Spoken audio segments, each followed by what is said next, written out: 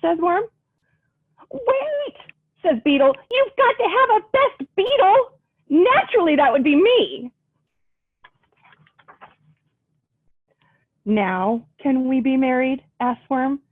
Wait, says the bees. You need brides, bees. Can we be the brides, bees? Please, please, please. Yes, says Worm. Now can we be married? You'll need to get rings to wear on your fingers, says Cricket. That's how it's always been done. But we don't have fingers, says Worm. We can wear them like belts, says Worm. Wonderful, says Worm. Now we can be married. Just make sure to have a band so we can dance, says Beetle. But we don't have feet to dance with, says Worm. Well, we can just wiggle around, says Worm, like this. Fun, says Worm. Now can we be married? But you still need a white dress, a tuxedo, a top hat, and lots of flowers, and a cake with frosting, says the bees. But we don't have heads for hats, says Worm, or hands to hold flowers. And we only eat dirt, says Worm. Wait, says Spider. I can attach the hat and flowers to you with my sticky web. Thank you, says Worm and Worm. But who will eat the cake? Asked the bees. I can eat the cake along with Cricket and Beetle, says Spider. What did you say? Asked Cricket and Beetle. Nothing, says Spider with a smile. Now can we be married? Asked Worm. Which one of you is the bride? Asked the bees. How can we be brides, bees, if we don't know which one the bride is? I can be the bride, says Worm. I can too, says Worm. I love this. They're putting the veil on one worm and the dress on the other worm. One of you has to be the groom. How can we be best beetle? Asked Beetle. I can be the groom, says Worm. I can too, says Worm. We can be both. Amazing, says Spider. Really? Asked Beetle and the bees. Wait, says Cricket. This isn't how it's always been done. Then we'll just change how it's done, says Worm. Yes, says Worm. And so they were married because Worm loves Worm. That's amazing. I've never heard that one. So beautiful. Mm-hmm. I love it. Do any of you have any reflections on that story? What parts did you like? Mm-hmm. Any questions, anything? Okay, we just feel like listening today, which is totally fine. That's okay. I think they are so excited by the story, they want to hear more. All right, let's see. How about a story about penguins? This is called And Tango Makes Three. Can you see that? I feel like my lens is a little...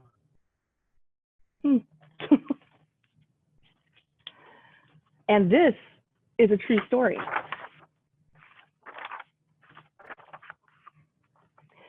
In the middle of New York City, there is a great big park called Central Park. Children love to play there. It has a toy boat pond where they can sail their boats. It has a carousel to ride on in the summer and an ice rink to skate on in the winter. Best of all, it has its very own zoo. Every day, families of all kinds go to visit the animals that live there. But the children and their parents aren't the only families at the zoo. The animals make families of their own. There are red panda bear families with mothers and fathers and furry red panda bear cubs. There are monkey dads and monkey moms raising noisy monkey babies. There are toad families and toucan families and cotton-top tamarin families too. I think that's a cotton-top tamarin. And in the penguin house, there are penguin families. Every year at the very same time, the girl penguins start noticing the boy penguins, and the boy penguins start noticing the girl penguins. When the right girl and the right boy find each other, they become a penguin couple. Two penguins in the penguin house were a little bit different. One was named Roy and the other was named Silo. Roy and Silo were both boys, but they did everything together. They bowed to each other and they walked together. They sang to each other and swam together. Wherever Roy went, Silo went too. They didn't spend much time with the girl penguins, and the girl penguins didn't spend much time with them. Instead, Roy and Silo wound their necks around each other. The keeper, Mr. Gramsci, noticed the two penguins and thought to himself, they must be in love. Roy and Silo watched how the other penguins made a home, so they built a nest of stones for themselves. Every night, Roy and Silo slept there together, just like the other penguin couples. And every morning, Roy and Silo woke up together. But one day, Roy and Silo saw that the other couples could do something they could not. The mama penguin would lay an egg. She and the papa penguin would take turns keeping the egg warm until finally it would hatch, and there would be a baby penguin. Roy and Silo had no egg to sit on and keep warm. They had no baby chick to feed and cuddle and love. Their nest was nice, but it was a little empty. One day, Roy found something that looked like what the other penguins were hatching, and he brought it to their nest. It was only a rock, but Silo carefully sat on it, and sat, and sat. When Silo got sleepy, he slept, and when Silo was done sleeping and sitting, he swam, and Roy sat. Day after day, Silo and Roy sat on the rock, but nothing happened. Then Mr. Gramsci got an idea. He found an egg that still needed to be cared for, and he brought it to Roy and Silo's nest. Roy and Silo knew just what to do. They moved the egg to the center of their nest. Every day they turned it so each side stayed warm. Some days Roy sat on it while Silo went for food. Other days it was Silo's turn to take care of the egg. They sat in the morning and they sat at night and they sat through lunchtime and they swim time and supper. They sat at the beginning of the month and they sat at the end of the month and they sat all the days in between. Until one day they heard a sound coming from inside the egg. It said. Roy and Silo called back, squawk, squawk, answered the egg. Suddenly, a tiny hole appeared in the egg shell, and then, crack! Out came their very own baby. She had fuzzy white feathers and a funny black beak. Now Roy and Silo were fathers. We'll call her Tango, Mr. Gramsci decided, because it takes two to make a tango. Roy and Silo taught Tango how to sing for them when she was hungry. They fed her food from their beaks. They snuggled her at night in the nest. Tango was the very first penguin in the zoo to have two daddies. Soon Tango grew strong enough to leave the nest. Roy and Silo took her for a swim, just like all the other penguin families. And all the children who came to the zoo could see Tango and her two fathers playing in the penguin house with the other penguins. Hooray, Roy! Hooray, Silo! Welcome, Tango, they cheered. At night, the three penguins returned to their nest. There they snuggled together and, like all the other penguins in the penguin house, and all the other animals at the zoo, and all the other families in the big city around them, they went to sleep. The end. But yes, that is a true story about penguins that actually lived in the Central Park Zoo. And I believe Tango is still alive. This is an older story. This happened, I want to say 1998. And the life expectancy of these, they're called chinstrap penguins because they have this little thin black line here. And the life expectancy of this breed of penguin, or this species of penguin, is 15 to 20 years. But I believe that Tango is still around. She was moved to a different zoo, but she is still alive. Oh, that's such a beautiful story. Who knew? I never knew there were two daddy penguins that raised a little baby. And they are not the only ones. There have actually been documented cases of other pairs of penguins, both male and female, where it's either two daddies or two mommies. I had no idea. Now I love penguins even more. Wow, thank you. Does anybody have any questions about that one? Anybody have questions about, what is it? Tango makes three? Is that what Tango it's called? makes three. Uh-huh. Any questions? Sammy, Izzy, Clara, Oliver? Anyone? Harris girls? Nope. They look not talkative today. I'm sorry, Erin. I think That's it's because okay. they're loving being That's quite in all the right. bookstore with you.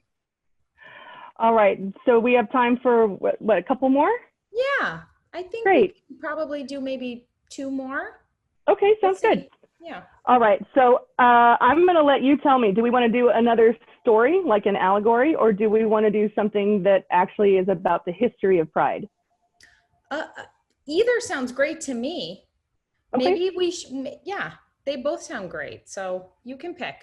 All right. Well, why don't we do the one that teaches us about where Pride started? That's a great idea. And then we'll end with a funny one. Okay. So this one is called Stonewall, a building, an uprising, a revolution. And this also takes place in New York.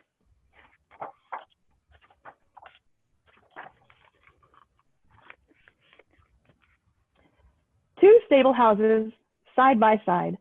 For more than 100 years, we witnessed history. Then came a night when we became part of history. We were built in the 1840s to board the horses of the affluent in New York City's Greenwich Village. Inside our brick walls, horses whinnied and hammers clanged. And outside, passerby bustled as carriages rumbled on the cobblestone streets. As time passed, the wealthy residents began to move uptown, taking with them their art clubs, libraries, fine hotels, and theaters.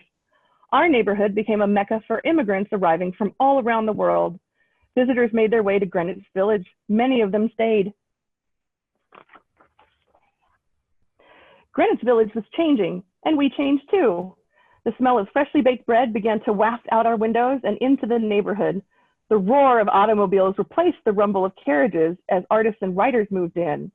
Contemporary art galleries, experimental theaters, and small restaurants sprang up all around us. The village was becoming the creative center of New York City. By 1930, our two buildings were joined together and we became Bonnie's Stonewall Restaurant. Celebrities, artisans, tourists, and local residents lunched at our tables, shoulder to shoulder. Greenwich Village was a place where you could be yourself and where being different was welcomed and accepted. Newness thumped in the hearts of Greenwich Village, and in the 1950s, vibrating our windows, musicians played on the streets and jazz filled the air. Poets performed in restaurants, artists painted in their studios, the beat movement arrived, and we witnessed it all.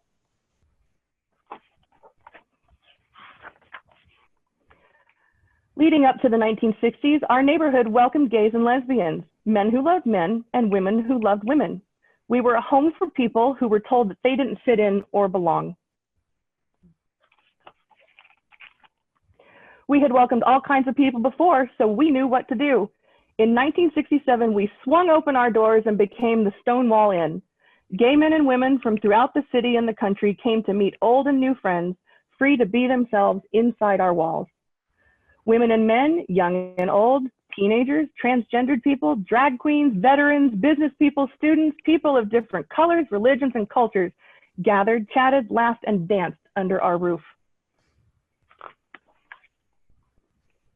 Others were not as accepting. They thought those who gathered within our walls were too different. We heard the whispered voices of those inside. Loving someone like yourself was illegal. Socializing together could get you arrested. Wearing the wrong clothes could land you in jail. Being gay could get you fired or kicked out of your home.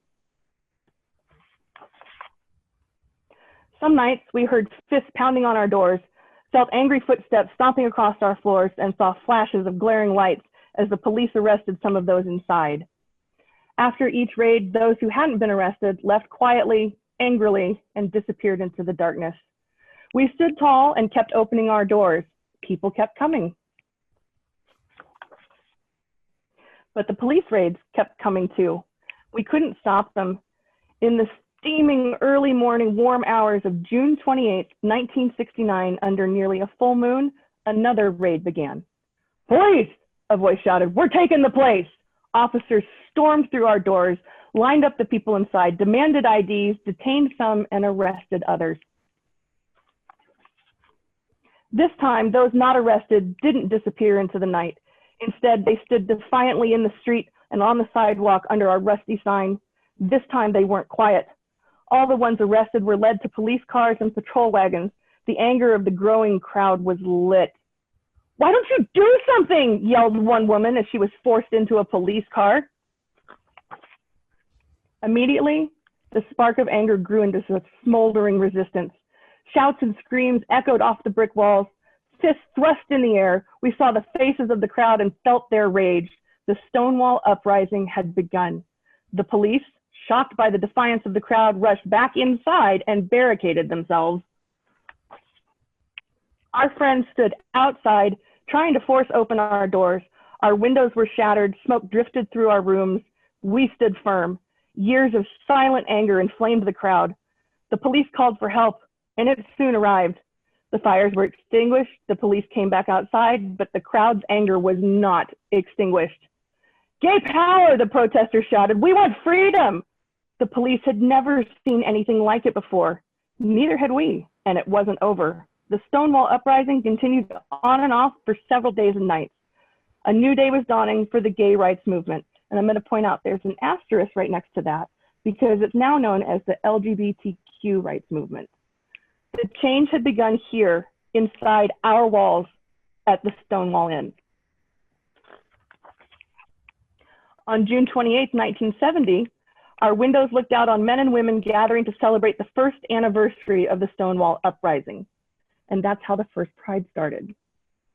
At first, hundreds marched, then thousands of women and men, young and old, teenagers, transgendered people, drag queens, veterans, business people, students, people of different colors, religions, and cultures, and their friends and family joined to parade through the streets of New York City. Many things are different now. Some things have changed. Even some laws have changed. Now, two men who love each other or two women who love each other can marry. We know, we've seen their happy faces snapping photos outside our doors. We've heard their footsteps walking side by side along our floors, and we've felt their love. Each year in June, people all over the world celebrate the movement for the LGBTQ rights, a movement that has come so far and a movement that still has further to go. They celebrate inside and outside our walls. They celebrate freedom and they celebrate equality. It all began one night here at the Stonewall Inn, where two old horse stables became part of history.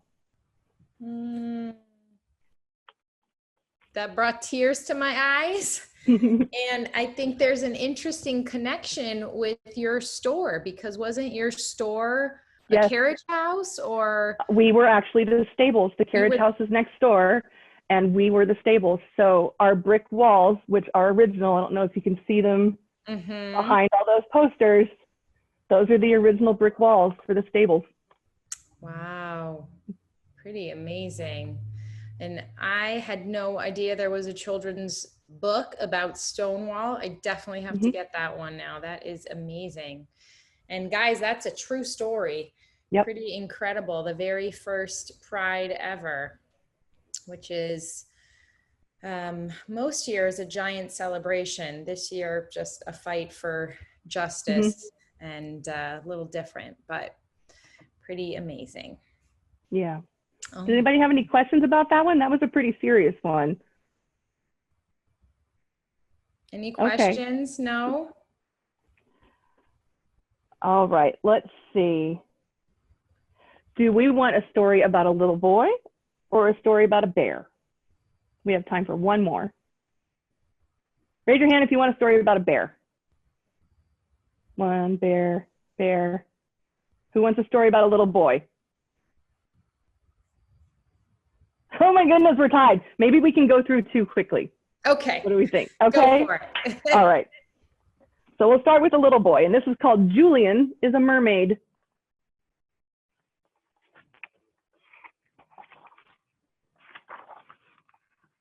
This is a boy named Julian, and this is his abuela. And those are some mermaids. Julian loves mermaids. I do too.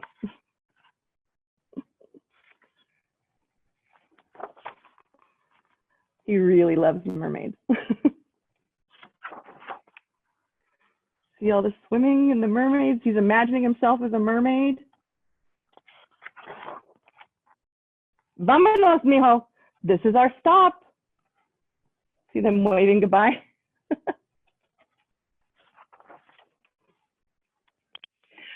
Abuela, did you see the mermaids? I saw them, mijo. Abuela, I am also a mermaid. Abuela says, I am going to go take a bath. You be good. Julian has a good idea. What's he doing? He's getting undressed. Oh, he's getting into his Abuela's ferns, putting them on his head like a crown. So far, so good. Oh, he's thinking about the curtain. And he tears the curtain down. I don't know how Abuela's going to feel about that. Oh. Uh-oh. You see her out of the bathtub? Come here, mijo. Oh, what's she doing? Is she giving him one of her necklaces? For me, Abuela? For you, Julian. Where are we going? You'll see, says Abuela. Mermaids, Julian whispers.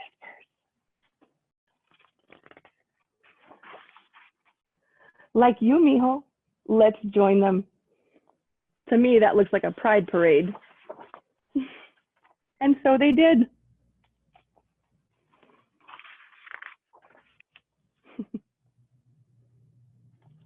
I love that one because it's very simple, but it just shows how important it is to get love and support from your family to be who you are.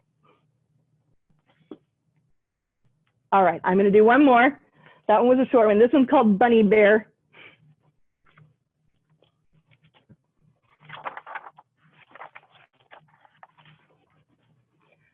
There was once a bear who was more than a bear. Sure, he was shaggy and stompy like most bears, and he could be loud, very loud, if he wanted to.